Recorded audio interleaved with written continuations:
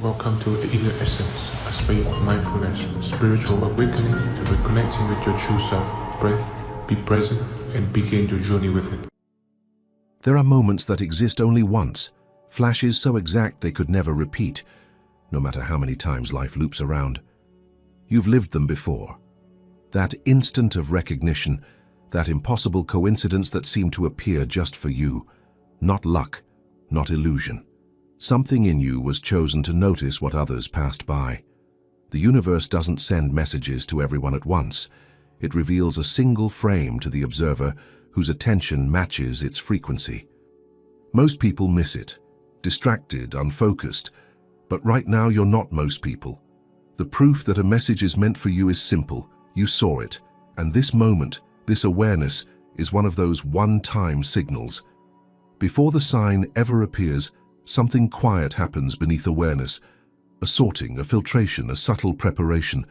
The mind, even while you're half distracted, is performing an extraordinary act of organization, recording, comparing, discarding. Billions of bits of data flow in. Light variations, background sounds, micro-expressions, the rhythm of your own breathing, and most of it vanishes before you ever know it existed. What remains is not random. It is the residue of your attention's invisible work. Think of it like a radio that constantly scans frequencies. Most of the time, the dial is set to routine, tuning out the static. But every now and then, a note slips through, too sharp, too precise, too aligned with something inside you, and you turn your head without knowing why. That micro-turn, that pause, is the threshold before recognition. The invisible event is not the coincidence itself. It's the internal calibration that allows the signal to break through the noise. You've experienced it before. Maybe it was the sudden urge to check your phone seconds before a message arrived, or the way your eyes landed on a book spine you'd passed 100 times, but only today seemed to call your name. Science calls it selective attention. But that phrase doesn't capture the weight of it, the living sense that some part of you knew before you knew. This is not mysticism dressed as science. The brain's perceptual systems are built to filter for survival, for efficiency. What most people miss is that the filter itself can be trained. Each thought, each focus of emotion rewires a pattern. The invisible event, then, is a shift in probability. Your neurons begin to expect a certain type of relevance, and so reality seems to shape itself accordingly. But it isn't the world changing first. It's your perceptual gate opening differently. Try something. Recall the last time something clicked in a strange, almost cinematic way, when two unrelated moments seemed to link perfectly. Notice what you felt just before that realization. If you track it carefully, you may remember a small dissonance, an odd stillness, a hesitation, a sense of subtle anticipation without knowing of what. That was the invisible event, the flicker before the frame.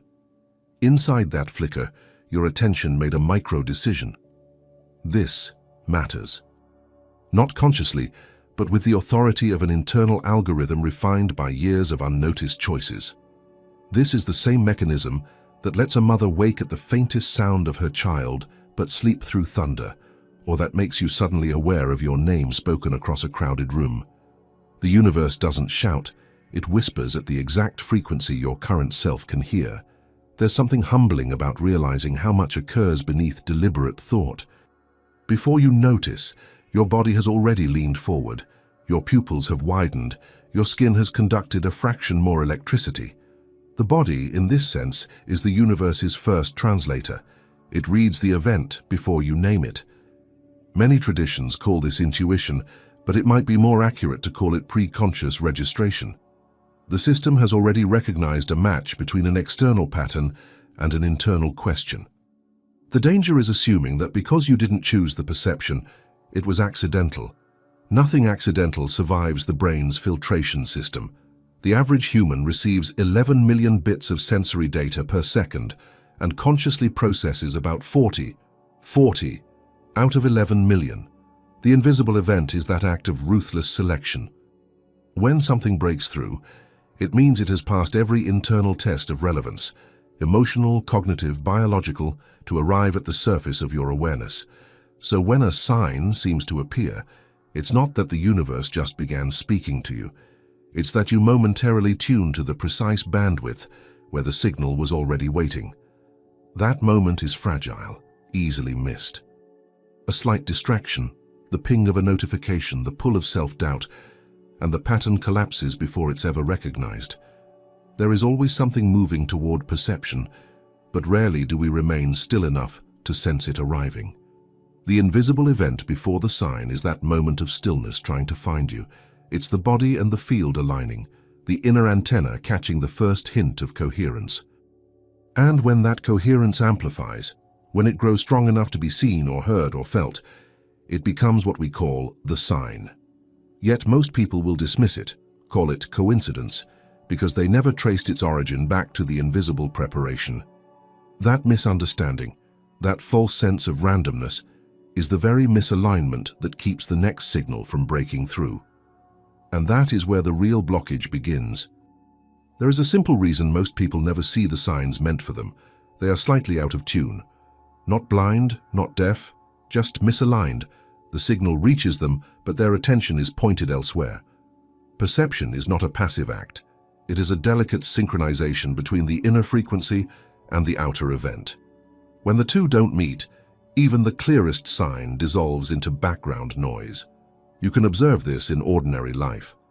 Picture a crowded cafe, the hum of voices, the hiss of the espresso machine, the rhythm of footsteps. Dozens of conversations unfold around you, but only one or two words occasionally pierce through. They match your current thought, your current mood. Someone says your hometown, your name, or mentions a subject that has been quietly living in your mind. Suddenly you notice. Nothing magical happened. Alignment did. The rest of the words were still there, vibrating in the air, but they never reached the level of recognition. The same happens with moments of significance. The universe doesn't hide meaning. It's our divided focus that blinds us.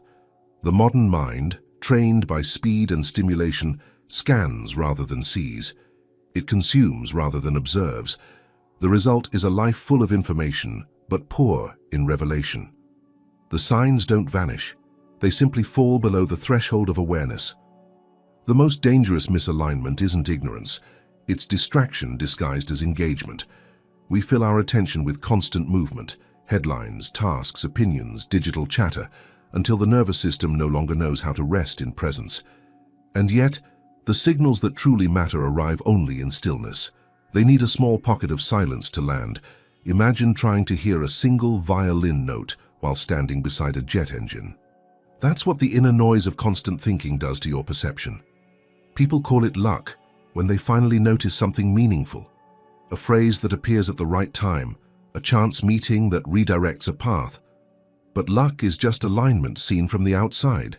From the inside, it's the moment when your thoughts, emotions, and physiology are coherent enough for reality to echo back something precise. The universe has always been broadcasting. The real question is whether you're tuned to receive. There's a physiological layer to this.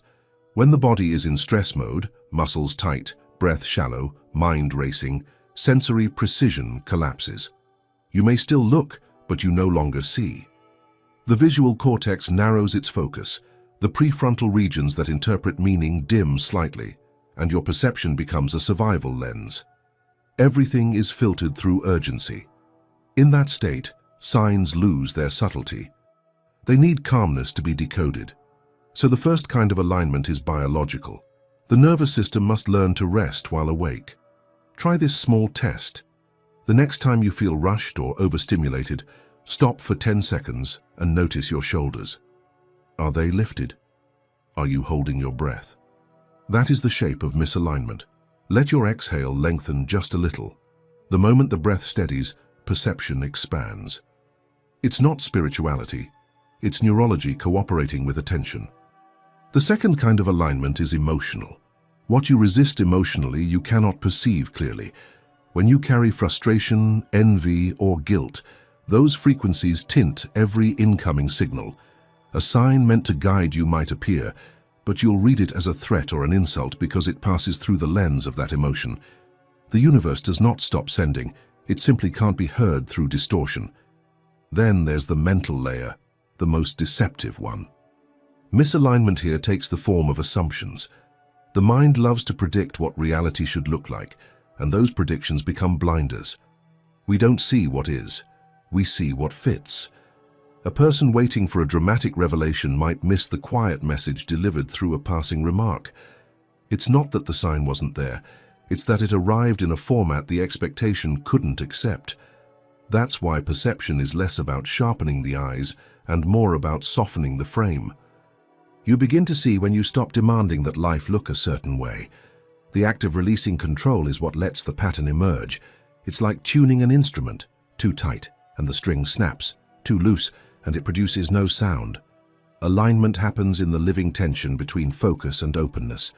This balance can be measured in tiny ways: the clarity of your inner dialogue, the steadiness of your breath, the speed of your reactions. When you're aligned, time feels slightly slower. There's room for subtlety. You catch the detail before it disappears. When you're misaligned, life feels like fast forward.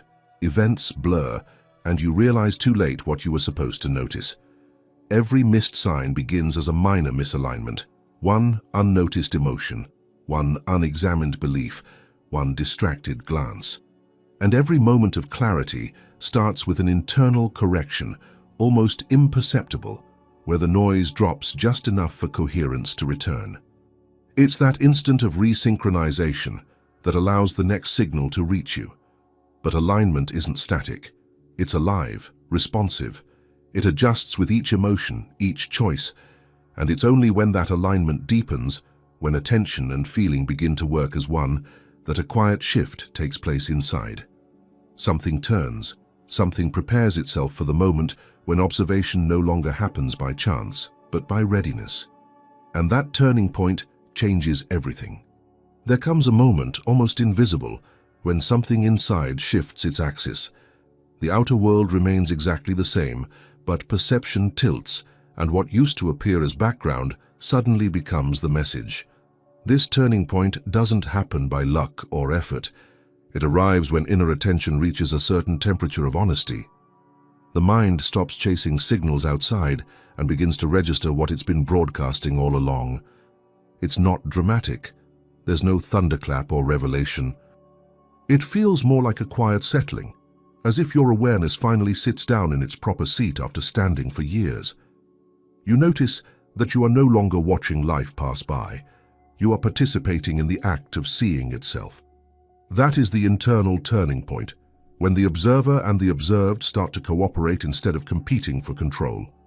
Until then, perception behaves like a mirror, tilted slightly off-angle.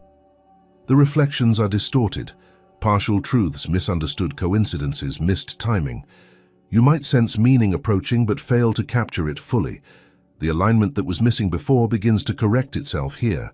The inner lens clears not through effort, but through release, the letting go of resistance, of overanalysis, of the desperate need to interpret everything instantly.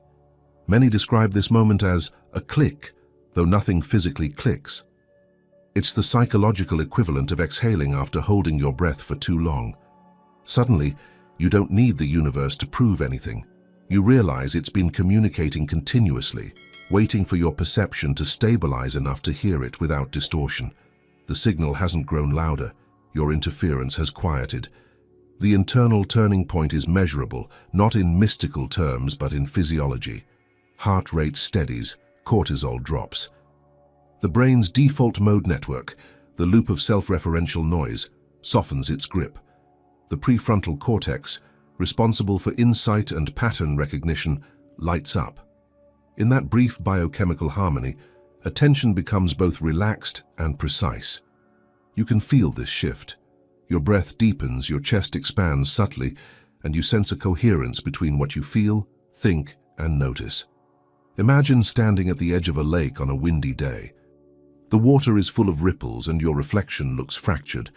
That's ordinary perception, busy, reactive, slightly anxious. Then the wind pauses, the surface smooths. The reflection returns as one image. That stillness is not the absence of life. It's life aligned with itself. The inner wind, thought, judgment, anticipation, is what usually distorts the view. When it calms, clarity appears by default. This moment often happens right after exhaustion, after you've tried too hard to make sense of things. When analysis fails, something else takes over: direct noticing. The mind surrenders to the intelligence of awareness itself. What once felt like chaos begins to organize naturally. You recognize that observation isn't a task, it's a state. It doesn't need pushing, it needs presence. The paradox is that the turning point can't be forced. It only happens when you stop trying to make it happen. The effort to control perception is the very thing that bends it out of shape. That's why some insights arrive while driving, showering, or walking aimlessly. Moments when intention relaxes and consciousness opens a small window to reality's underlying order. In that openness, meaning finds you. If you want to feel what this turning point is like, try this. Notice one ordinary object near you. Don't analyze it. Just keep your gaze there for a few seconds longer than usual. As you stay, the object begins to reveal more. The texture, the subtle play of light, the shadows that you never saw before. The object hasn't changed. Your seeing has. That small expansion is the same mechanism that allows a coincidence to appear meaningful. Observation creates the bridge. The deeper truth is that perception doesn't follow events, it selects them. Every choice of attention reshapes what becomes visible next. The internal turning point, therefore, is not an event in time. It's a reorientation of agency. You stop being a receiver of random data and become a participant in what unfolds. The observer is no longer behind the eyes, but within the act of awareness itself. And once that happens, the world responds differently. Patterns that used to feel accidental begin to cluster with purpose. Words you overhear, numbers you notice, the timing of an encounter. They start forming coherent lines of communication. Not because destiny has chosen you, but because you've tuned your consciousness to match the frequency of meaning. That frequency can't be held by tension, it needs fluidity. Still, this shift carries a challenge. The moment observation begins to create experience, a new responsibility arises. The next time something feels charged with significance, a word, a dream, a sudden intuition, it won't wait forever. It will demand a response, a small decision that confirms you're truly participating in the conversation. The universe doesn't repeat itself endlessly. It tests attention in motion. And that is when the next threshold appears, the sign that asks not to be interpreted, but acted upon.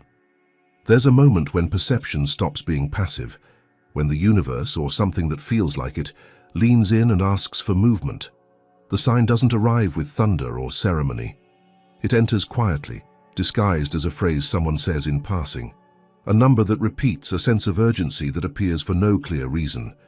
It looks ordinary, almost dismissible, yet something in it won't let you go. You feel a pull, not toward understanding, but toward action.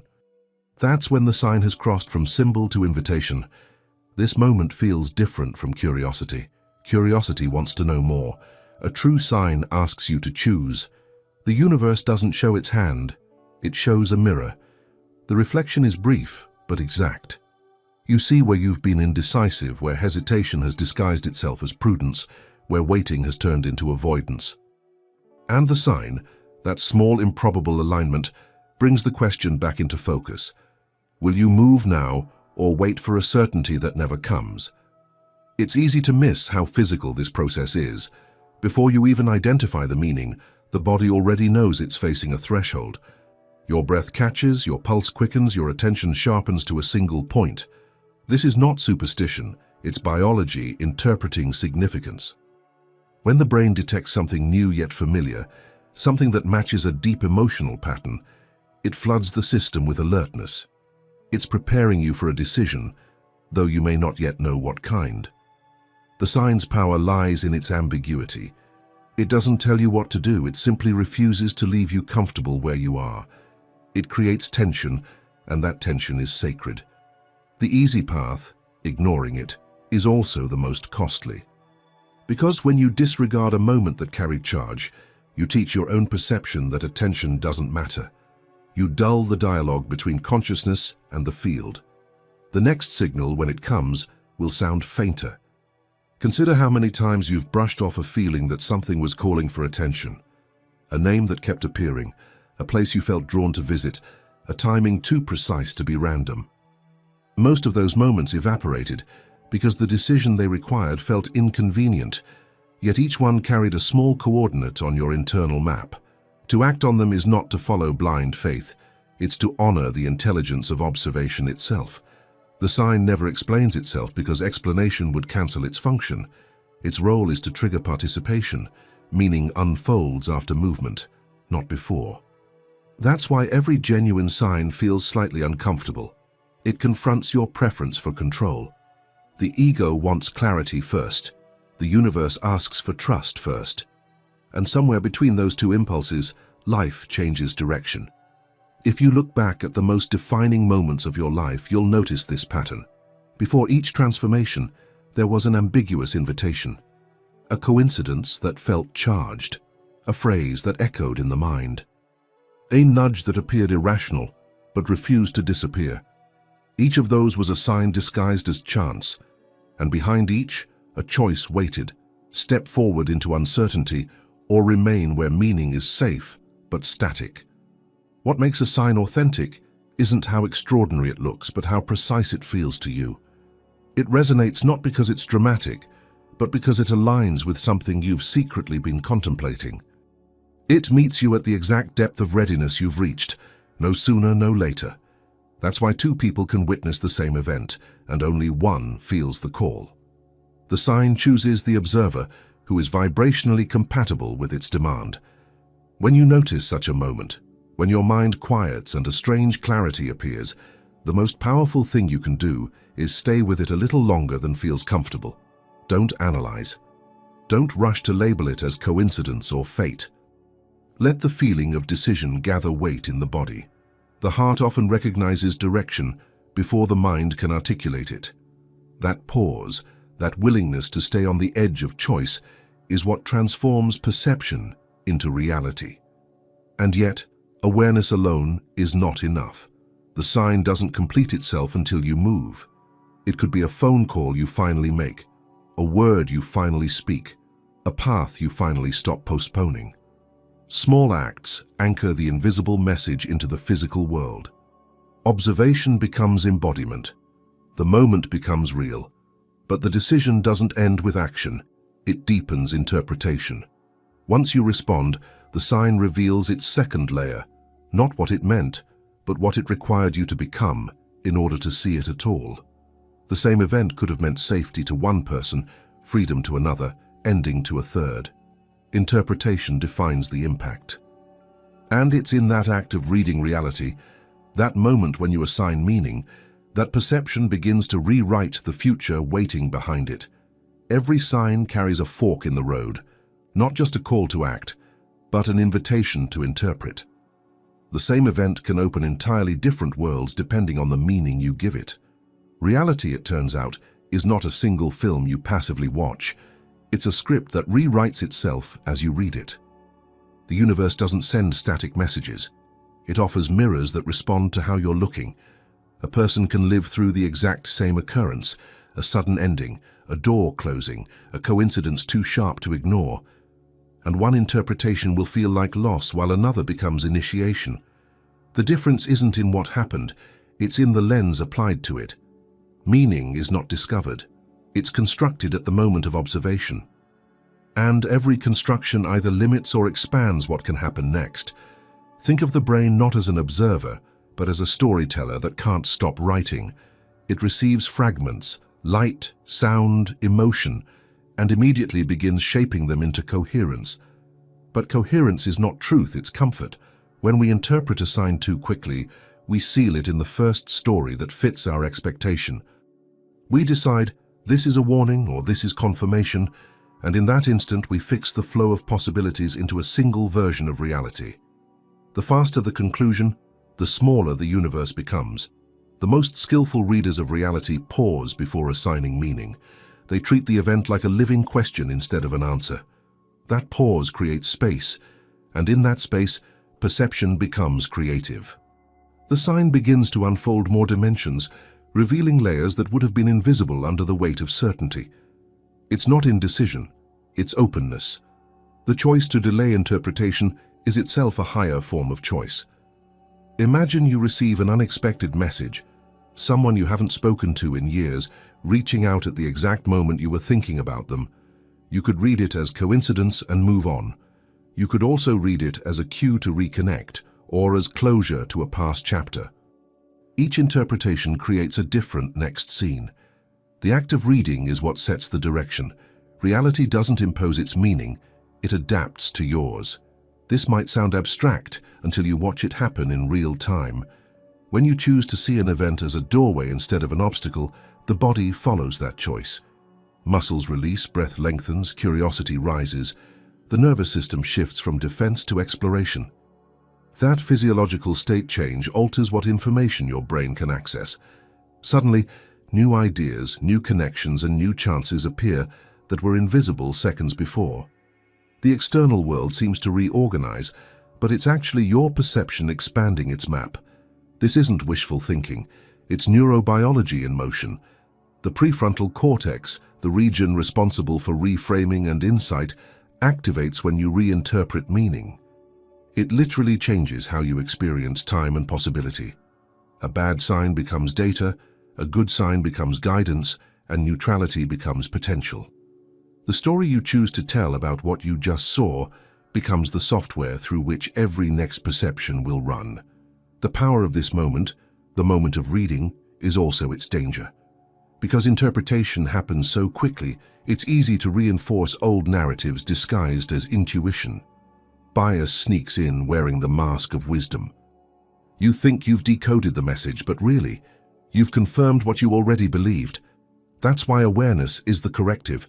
When you feel certain too soon, stop. Certainty is often the echo of habit.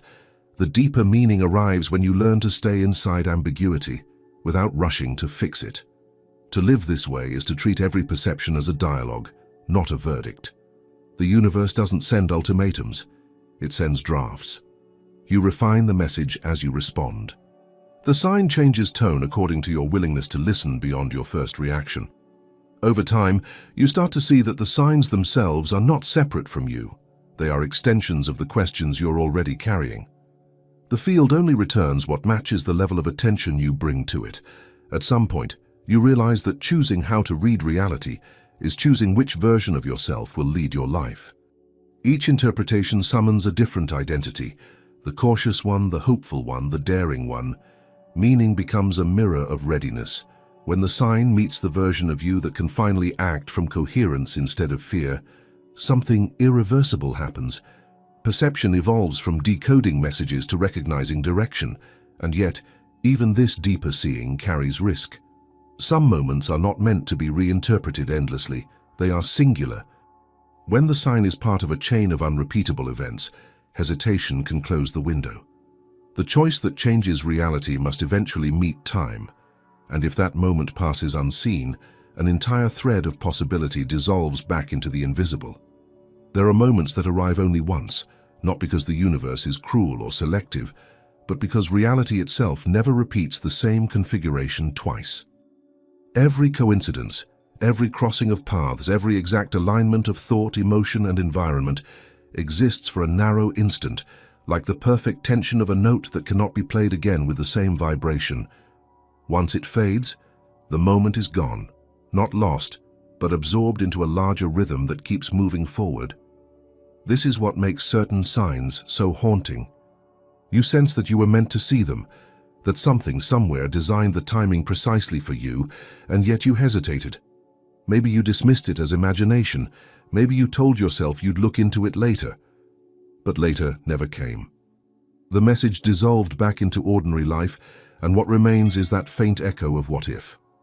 The sign never returns, not because it punishes, but because the universe doesn't recycle the same opening. It simply rearranges its next invitation around who you've become since you missed the first one. Imagine a sequence of gears turning in perfect synchronization. One tooth misaligns for a split second, and the chain keeps rotating without it.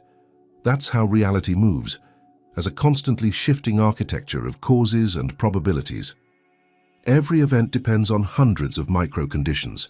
Who was present, what you felt, how open you were, what the weather was, which thought you had seconds earlier. The pattern that produced that specific sign can't be reconstructed because it was woven from everything that existed in that exact fraction of time.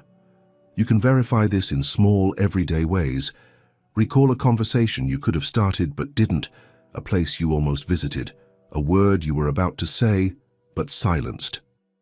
The moment passed, and the landscape changed. The next opportunity might look similar, but the vibration has altered. The faces, the mood, the invisible network of timing, all subtly different. The door is still there, but it no longer opens to the same corridor. That's what makes attention sacred. It's not just awareness, it's participation in a one-time-only composition. Science, in its own way, confirms this truth. Every sensory experience is time-stamped by the brain within milliseconds. Memory doesn't replay the past. It rebuilds it from fragments. So even when you recall a sign, you're not revisiting it. You're constructing a new version shaped by who you are now.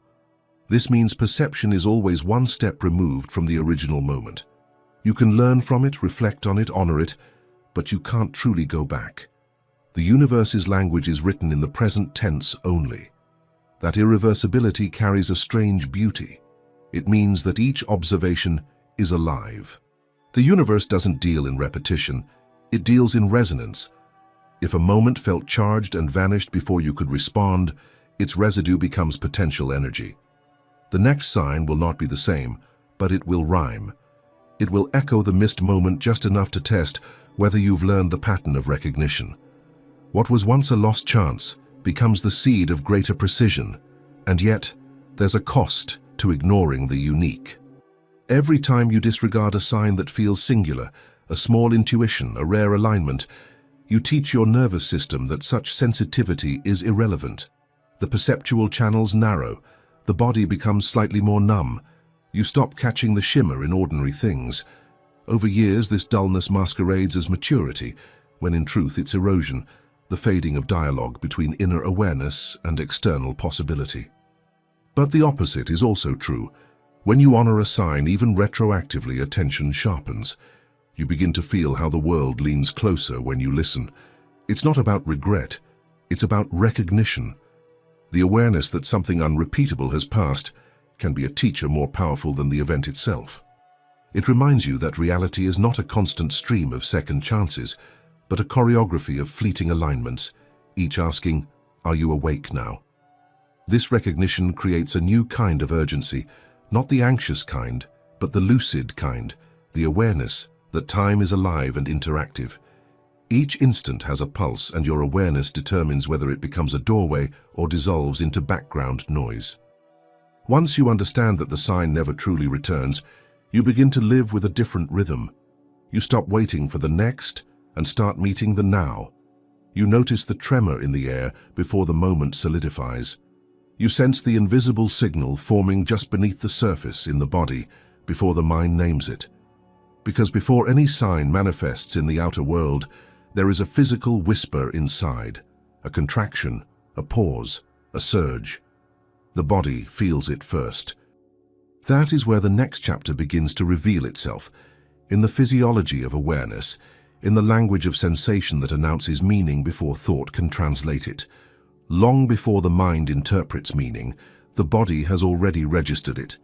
The first reaction to a true sign doesn't appear as an idea, it appears as sensation, a tightening in the gut, a stillness behind the sternum, a sudden lightness or weight that seems to come from nowhere. These responses are not poetic inventions, they are measurable events in the nervous system. The body is the first instrument to detect coherence and the last to forget it. You can think of the body as an antenna made of memory. Every cell holds the record of thousands of moments when attention, emotion, and survival converged. When something in the environment matches that stored vibration, even faintly, the system awakens. Hormones shift, micro-muscles in the face adjust. The heart rate changes its rhythm by a fraction of a second. What you call intuition is this physiological dialogue between the inner and outer world, happening faster than thought. Imagine walking into a room you've never been in before. No one says a word, yet you immediately feel whether the atmosphere is welcoming or tense. You don't analyze the color of the walls or the tone of people's voices. Your body reads the entire field at once. Tiny cues invisible to conscious sight are processed by your limbic system. Within half a second, it delivers an emotional verdict. The conscious mind will later invent a story to explain it, but the story is always a translation of what the body already knew. When a real sign approaches, the body often reacts with paradoxical clarity. Time seems to dilate, breathing slows or disappears. There's a drop in the stomach, a small shock that feels neither good nor bad, just real. This is the moment of physiological coherence, when the body synchronizes with an external event that carries deep personal relevance. Scientists studying anticipatory responses have found that the body's electrical conductivity, skin temperature, and heart rhythm shift seconds before a meaningful stimulus appears. It's as if awareness extends beyond the skin, scanning the field for resonance. Most people overlook these signals because they expect understanding to come through the intellect. But the body speaks in pattern, not language. It tells the truth through contrast. Contraction versus expansion, acceleration versus calm, pressure versus flow. The key is not to analyze these sensations, but to observe them without judgment. The body is not trying to predict the future. It's measuring the level of alignment between your current state and what's approaching. When there's a mismatch, you feel friction. When there's a match, you feel a subtle release. The nervous system recognizing familiarity in the unknown. Try noticing the micro-shifts that happen when something important crosses your awareness. You might feel a sudden heat in your face or a cool sensation running through your arms. Your body's electromagnetic field, measurable up to several feet away, contracts or expands according to your emotional coherence. The heart, in particular, acts as a central processor of intuition. It communicates with the brain through electrical impulses stronger than any other organ. When you feel a sign in your chest, you are literally receiving data. These reactions are not random noise, they are feedback loops between biology and consciousness. The body filters trillions of stimuli every day, but when a particular signal resonates with a personal pattern, a decision pending, a truth unspoken, a memory unresolved, it steps out of the background. That's why physical responses to signs often feel oddly familiar.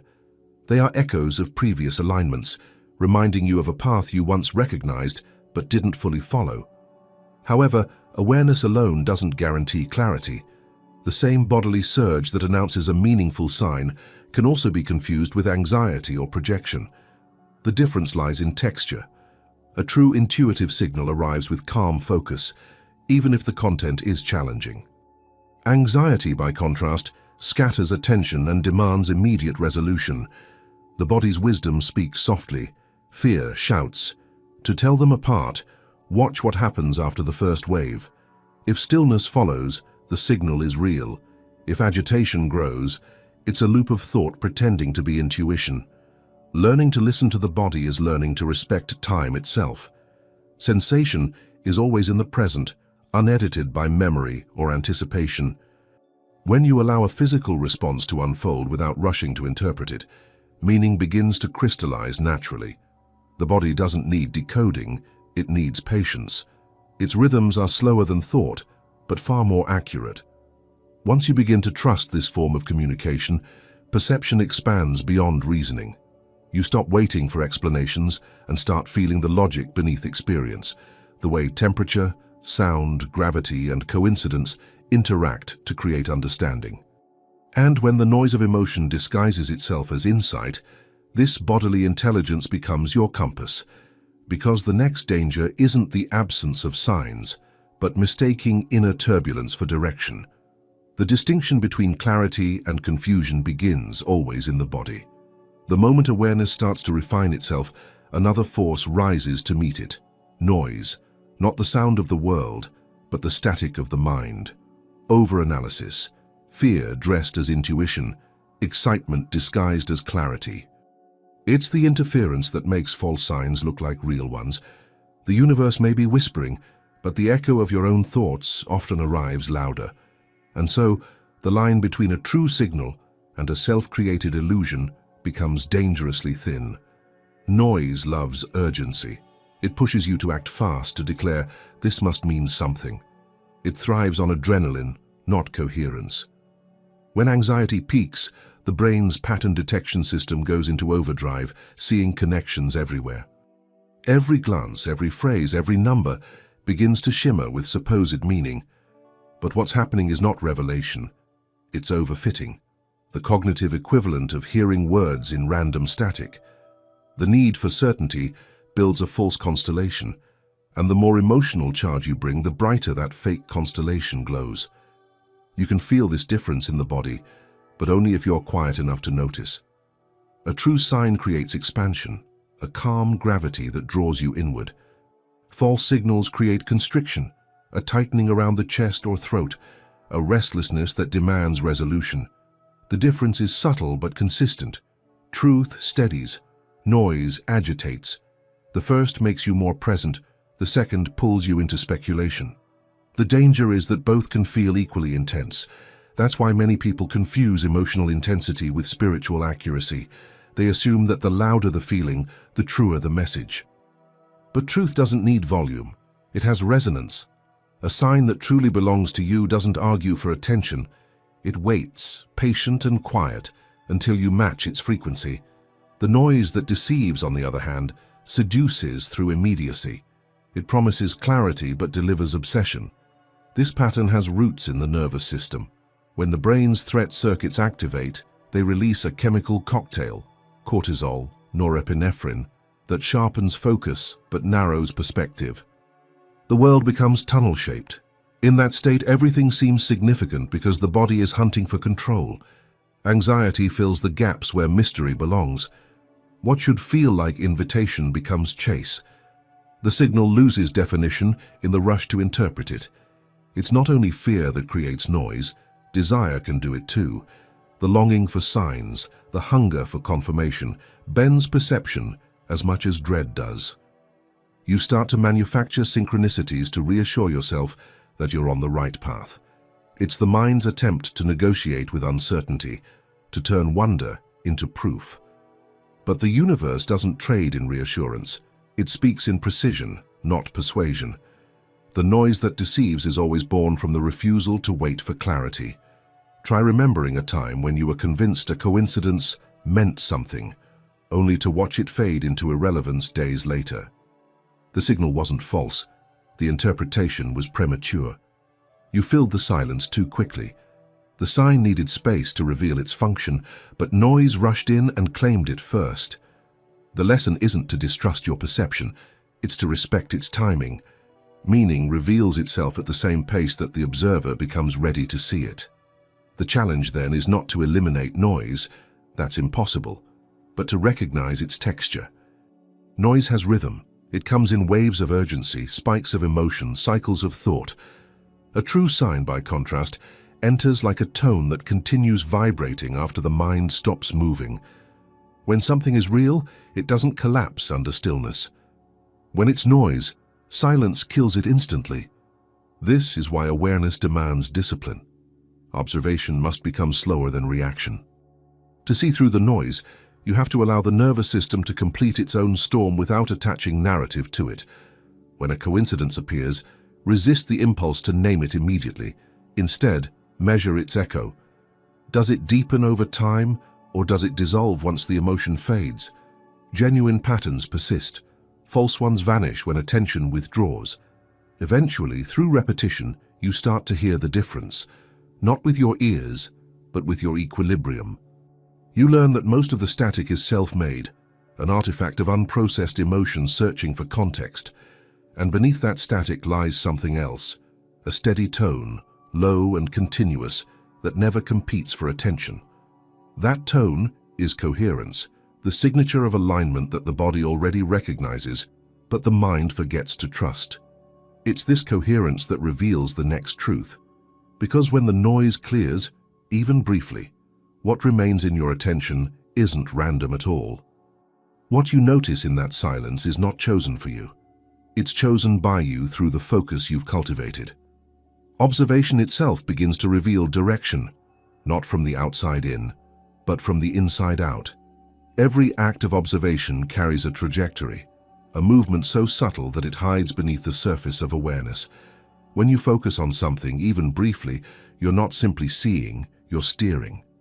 Attention doesn't just register reality, it bends it ever so slightly toward what you are unconsciously seeking. This is the hidden direction inside observation, the compass you didn't know you were using. Most people think of attention as neutral, as if awareness were a flashlight shining on whatever happens to be in front of it. But attention is magnetic. It pulls similar patterns toward itself. The brain's perceptual system is constantly predicting what matters next, and those predictions are built from emotional history. What you notice, again and again, is not a random sample of the world. It's a reflection of your internal map. The field responds to your focus, not your wishes. When you repeatedly attend to frustration, you begin to see more reasons to be frustrated. When you start looking for patterns of grace, coincidences that once seemed invisible begin to appear everywhere. This isn't mystical thinking, it's neurocognitive feedback. The brain's reticular activating system, the network that filters sensory input, adjusts its sensitivity based on emotional relevance. What you silently label as important becomes statistically more visible. Observation trains reality to echo your current frequency. That's why every perception reveals not only the outer world, but also the observer's current state. The things that capture your attention are the surface reflections of an inner need. If you find yourself drawn to signs of loss, the body might be signaling a chapter that hasn't been grieved.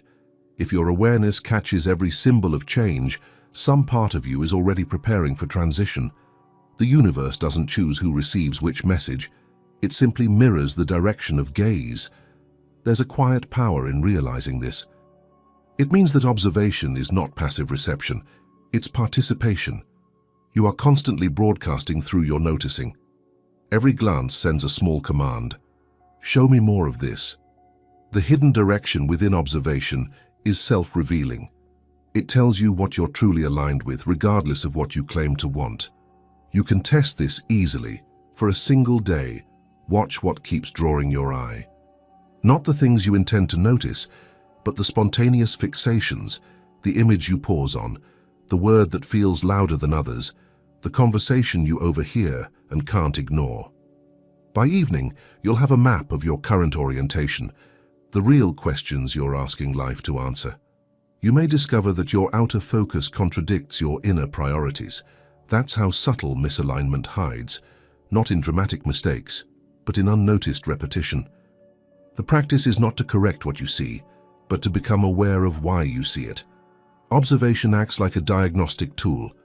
The universe uses your perception as feedback. It shows you what your attention has been rehearsing.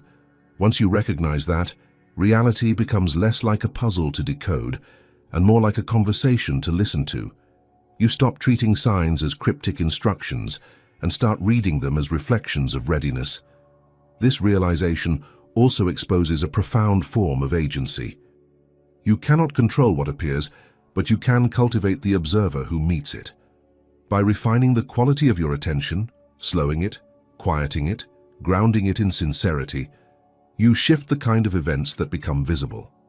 The world begins to cooperate differently with a mind that looks without demand. Observation becomes navigation, an unfolding guided not by desire, but by coherence. It's easy to forget this when the noise of urgency returns, when the mind insists that signs are messages sent to you from some distant intelligence. But what if they're responses from your own alignment instead? The patterns that seem to appear out there may be your consciousness testing itself in physical form. The synchronicities, the timely encounters, the recurring symbols, all might be reflections of how well your inner compass is tuned. To notice this in real time changes the texture of daily life. You stop asking, "What does this mean?" and start asking, "What does my attention reveal about me right now?" That question turns every coincidence into a mirror, every delay into feedback, every silence into direction. Observation becomes not a search for confirmation, but a method of self-measurement. And within that measurement lies the next revelation, that the universe's so-called choice to reveal something to you was never arbitrary. It happened because your awareness had finally reached the frequency where it could meet its own reflection. The sign was not destiny arriving, it was readiness being recognized. And once that recognition stabilizes, something remarkable follows. The moment when perception stops seeking signs of fate and begins to understand that what appears is shaped by the level of openness itself, the readiness that quietly unlocks the door to the next moment.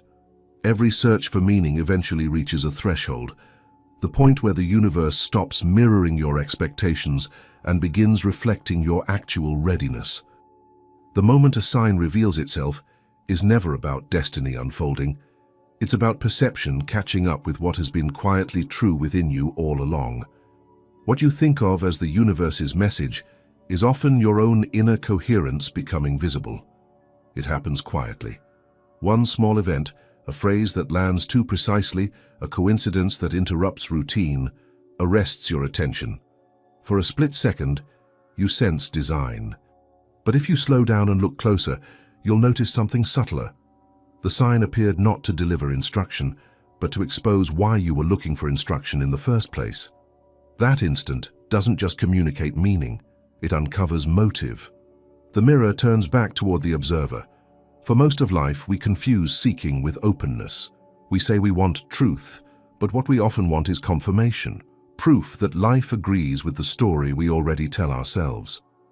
The signs that appear under that motive tend to echo our own bias. They lead us in circles because the intention behind the observation is self-protective, not evolutionary. A true sign, however, has a different flavor. It doesn't reinforce identity, it interrupts it.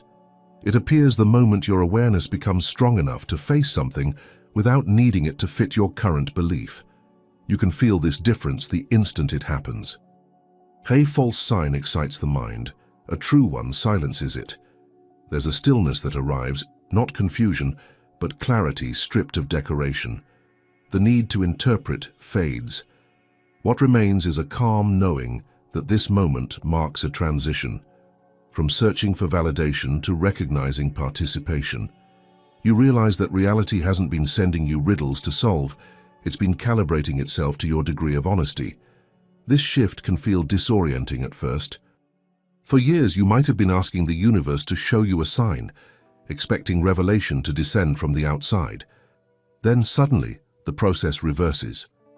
You begin to sense that you're the one revealing yourself through what you're able to notice. The same coincidence that once felt like fate now feels like feedback. The direction of communication flips, no longer heaven to earth, but consciousness to context. Psychology has its own vocabulary for this reversal. Cognitive scientists describe how expectation filters perception, how the brain literally edits out data that doesn't match its current model. When that model collapses, even briefly, new information floods in. In spiritual terms, that collapse feels like grace. You perceive something that was always there but unreachable until you stop trying to control how it arrived. The sign is nothing more or less than the external world responding to that surrender. Once you glimpse this mechanism, intention becomes a living variable. You start asking, what is my real motive for wanting to see? Do I seek guidance because I fear making the wrong choice, or because I'm ready to participate more fully in what's unfolding? The difference between those two questions determines the texture of reality that returns to you. When the desire for control dissolves, perception widens, and signs start appearing not as reassurances, but as instructions for evolution. This is why authentic observation always involves humility.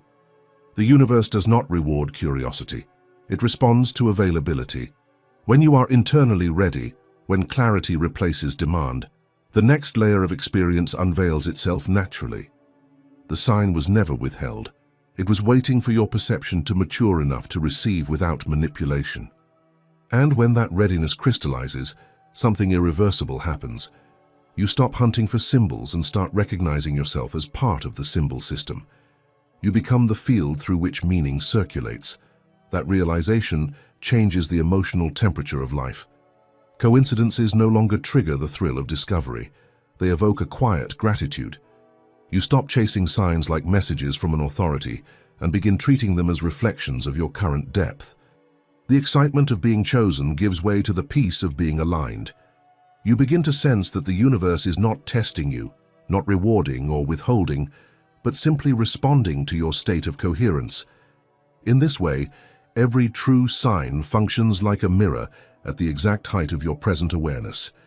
It doesn't show what will happen next, it shows who is watching, and that, more than any prediction, is what changes your trajectory.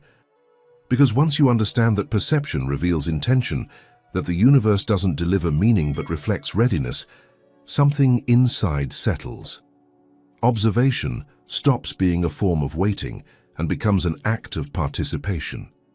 And when that participation stabilizes, a new understanding surfaces almost automatically. The rarest signs, the ones that alter your course entirely, don't come from elsewhere. They emerge the instant awareness aligns so precisely with the moment that no division remains between watcher and world. When the one-time revelation isn't what appears before you, but the realization that the moment itself is the revelation.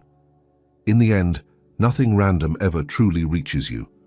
What you notice, that single phrase, glance, or coincidence, happens because your awareness was ready to meet it.